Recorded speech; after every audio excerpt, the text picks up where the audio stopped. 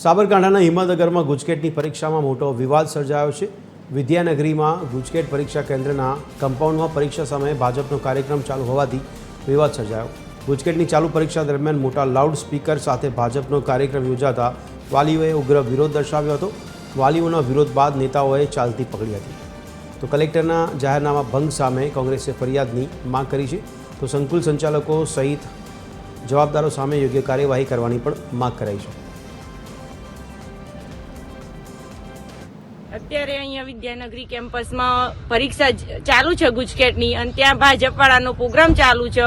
ફૂલ loud speaker ચાલુ હતું અને પ્રોગ્રામ એમનો ચાલુ હતો. જમણવાર કરવાની વાત હતી. વાલી મિત્રો અહીં બિચારા મંડપમાં બેઠેલા હતા અને એમના સ્પીકર ચાલુ હતા. તો છોકરાઓનું શું, એમને ડિસ્ટર્બ થાય. અમને અંદર ત્યાં ઉભા રહેતા રહેવા દેતા કે ડિસ્ટર્બ થાય. વાલીને બહાર મોકલ્યા તો એમના પ્રોગ્રામમાં લીધે ડિસ્ટર્બ નથી થતો. એ યોગ્ય નથી. તેમને સેન્ટર જ ના આપવું જોઈએ. હું માનનીય કલેક્ટર સાહેબ શ્રીને પણ વિનંતી કરું છું અને રાજ્યના ચૂંટણી પંચને અને માનનીય કલેક્ટર સાહેબને એ વિનંતી કરું છું કે ભાઈ આ ગુજકેટની પરીક્ષાનું કેન્દ્ર પહેલું ફાળવી દેવામાં આવ્યું હતું.